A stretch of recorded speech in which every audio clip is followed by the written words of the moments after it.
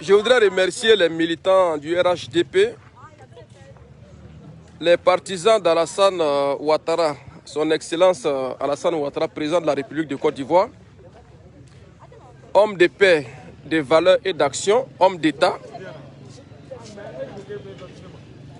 celui-là même qui fait de son quotidien la lutte contre la pauvreté pour le bonheur des Ivoiriens. Monsieur le Président de la République, Alassane Ouattara, vous êtes un homme de parole. Les Ivoiriens sont sortis massivement pour exprimer leur amour, leur admiration qu'ils ont pour vous. À travers cette publication, je voudrais remercier la jeunesse dynamique de Ouassakara, de Port-Bouedeux, et l'équipe de l'association Zéro Pneu et Zéro Véhicule Brûlé. Sans oublier les jeunes d'Abidjan Sud, depuis hier nuit, qui sont sur le terrain pour sécuriser la ville d'Abidjan. C'est un acte républicain, c'est un acte patriotique. Je voudrais en tout cas vous dire merci.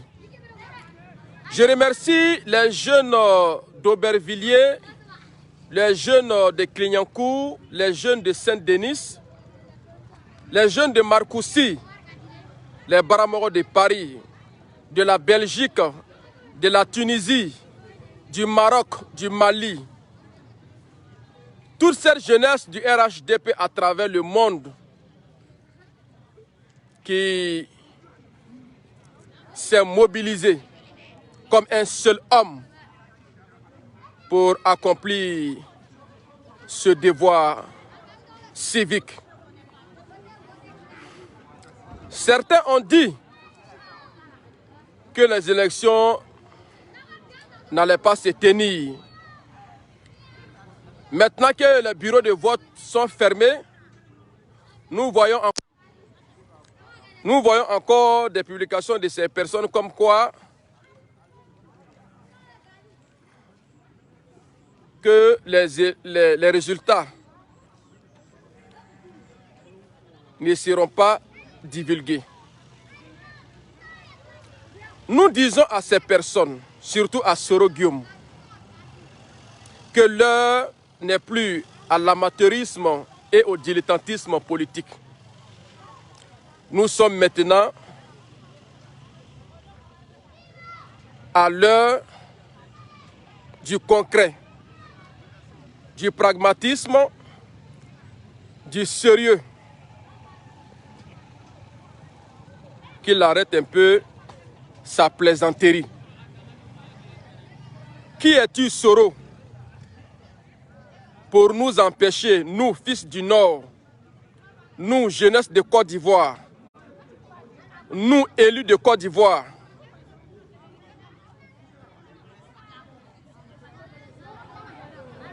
de ne pas aller voter? Dans la vie, Soro Guillaume, dans la vie,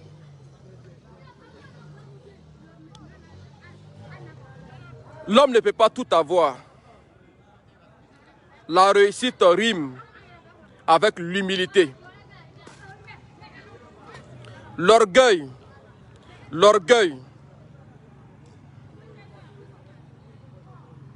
peut te faire perdre tout dans la vie, dans la fraction de secondes.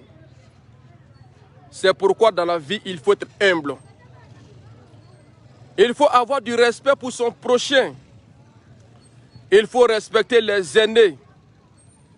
Car ce monde n'est qu'un lieu de passage. Kémy Séba, ce n'est pas le fait de vociférer sur les chaînes internationales qui fera de toi un homme digne. Kémy Séba, tu es un indigne. Tu fais la honte de la nouvelle génération.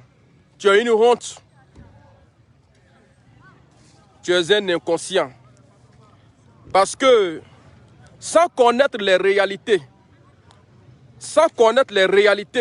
de notre pays, de la Côte d'Ivoire, tu t'es permis de prononcer des insanités, de tenir des propos guerriers et dire que tu serais en Côte d'Ivoire pour chasser Alassane Ouattara du pouvoir.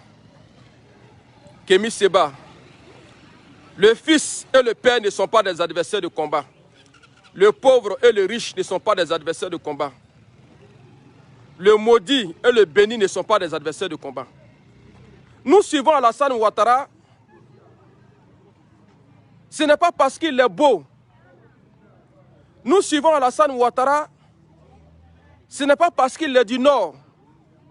Nous suivons Alassane Ouattara parce qu'il a, à travers ces 9 dernières années, aidé les pauvres, aidé les plus démunis. Dans nos régions du Nord, il n'y avait pas de centre de santé. En 9 ans, le président Alassane Ouattara a passé son temps à construire des centres de santé pour ses parents. Il a réalisé des forages pour nos parents.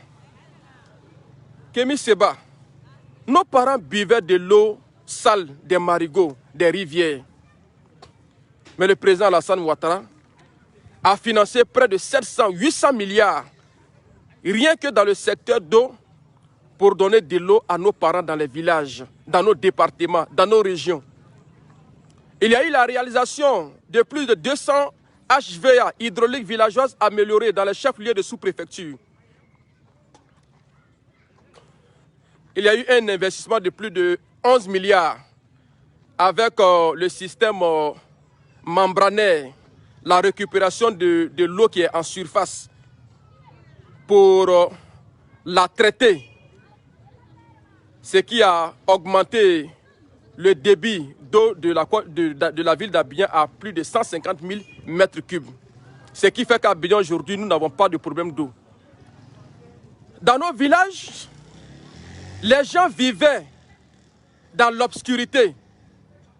Kémy Séba, tu es inconscient parce que tu n'as jamais connu la valeur ou bien même la souffrance de l'obscurité. Tu es né avec une cuillère dans la bouche. C'est ce qui te permet d'ouvrir tes mandibules à tout bout de chemin pour vociférer, pour crier, sans savoir de ce que tu parles. Soro Guillaume sait de quoi je parle. Tu vois ce bitume qui est là? Ça, c'est dans la ville de Gbon. Ça, c'est dans la ville de Gbon, Kémy Séba. Tu vois? Ça, c'est dans la ville de Gbon. Nos parents n'avaient jamais pensé qu'ils pouvaient même avoir 1 mètre de bitume dans la ville de Gbon. Donc Alassane Ouattara nous a donné notre dignité. Alassane Ouattara nous a donné notre honneur. C'est une fierté pour les fils du Nord. C'est une fierté pour les fils de l'Ouest, les fils de l'Est, les fils du Sud. Parce qu'aujourd'hui, la Côte d'Ivoire rayonne. Aujourd'hui, la Côte d'Ivoire est une fierté. Aujourd'hui, la Côte d'Ivoire est un exemple. En tout cas, je voudrais remercier mes frères. Il n'y aura rien. Soro Guillaume vient de faire une déclaration que c'est vrai que nous avons voté, mais que les résultats ne seront pas connus. Donc c'est pour dire quoi?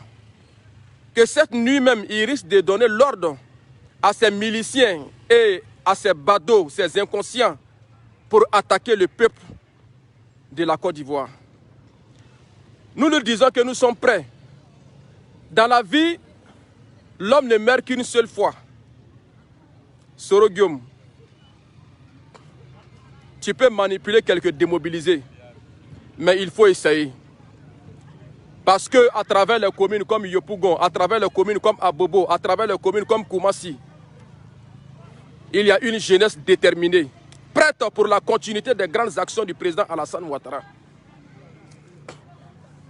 Il faut essayer, Soro Guillaume.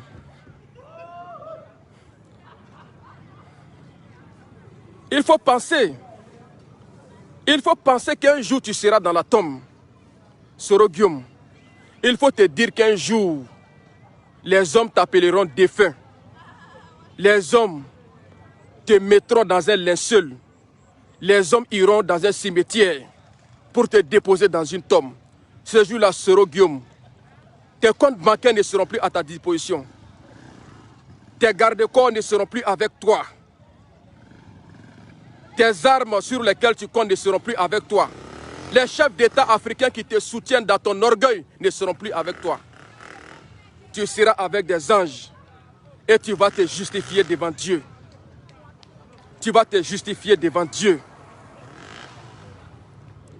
Les jeunes démobilisés qui ont été trompés et qui ont été pris dans les mailles de l'armée depuis maintenant près de 5 jours. Il y a eu plusieurs arrestations, des éléments qui étaient déjà positionnés, qui avaient même déjà prévu attaquer Abidjan en lançant des grenades un peu partout. Je voudrais demander à ces jeunes de penser à nos parents que nous avons perdus depuis 2010. Ces milliers de jeunes que nous avons perdus depuis 2010, qui sont aujourd'hui dans leur tombe. La Côte d'Ivoire n'a plus besoin de violence. La Côte d'Ivoire n'a plus besoin de division. Cette jeunesse aspire à un développement. Cette jeunesse veut de l'emploi. Cette jeunesse consciente veut le meilleur. C'est pourquoi je voudrais demander à cette jeunesse qui est debout depuis 24 heures de se tenir prête, pour l'application stricte de la démocratie, pour la lutte contre la violence, pour la paix, pour l'union, pour la réconciliation, pour la lutte contre la pauvreté, engagée par le président Alassane Ouattara depuis sa venue à la tête de la Côte d'Ivoire. En tout cas, je voudrais vous remercier, chers parents, vous qui m'écoutez, vous qui me regardez. Vous êtes à 2819 personnes à me regarder, à m'écouter. Je voudrais vous dire que nous ne voulons plus de violence en Côte d'Ivoire. Nous ne voulons plus de divisions dans notre pays. Nous ne voulons plus de guerre dans notre pays. Nous sommes pour la paix. Nous sommes pour l'union. Nous sommes pour la réconciliation. Nous sommes pour la continuité des grands projets entamés par le président Alassane Ouattara. Maintenant, ces jeunes de l'opposition, certains ont pris des fusils de chasse. Certains ont pris des machettes pour empêcher que le vol se déroule dans la sous-préfecture de Didier Vie. Certains aussi à Yamoussoukro ont fait la même chose dans certains villages de Yamoussoukro. Je vous ai dit dans mes publications, dans mes précédentes publications, que le président Alassane Ouattara n'avait pas d'adversaire devant lui parce que ces adversaires sont affaiblis. Ils n'ont pas d'argent. Parce que pour être candidat désormais en Côte d'Ivoire, il faut avoir une situation financière très très stable. Mais Bédié, face à Alassane Ouattara, Bédié n'avait pas d'argent. Quand le roi du Ghana a convoqué l'ex-président Henri Konan Bédié, il lui a donné des conseils. Il lui a dit, il faut faire attention.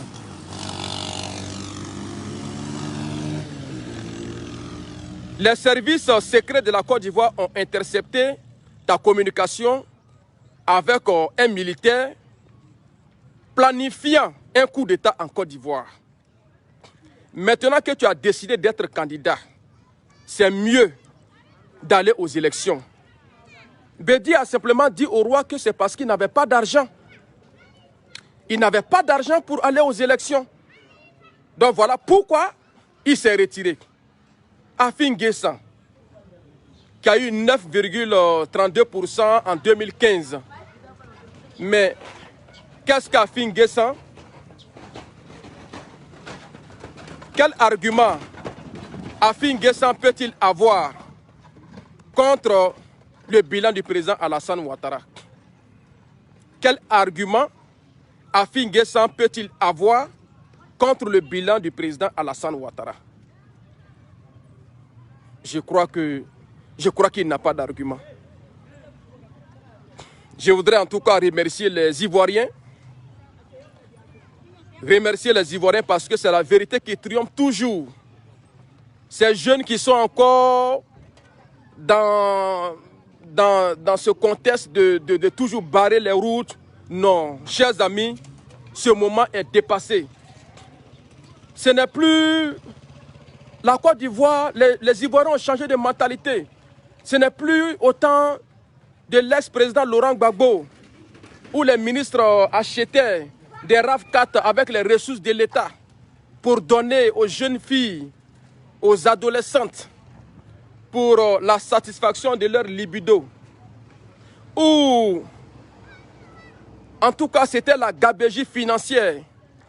Ou ceux-mêmes, les ténors de la filière café-cacao donnaient des centaines de millions à des jeunes filles. Non. Où la commune d'Adjamé était jonchée d'ordures. Où il n'y avait pratiquement pas de route dans ce pays. Où tout était permis. Hein? Non, ce moment est passé. Ce moment est révolu. Nous sommes dans une Côte d'Ivoire où pour avoir de l'argent, il faut travailler. Nous sommes dans une Côte d'Ivoire où pour réussir, il faut être sérieux. Nous sommes dans une Côte d'Ivoire désormais de l'excellence. Nous sommes dans une Côte d'Ivoire de rigueur. Nous sommes dans une Côte d'Ivoire du sérieux.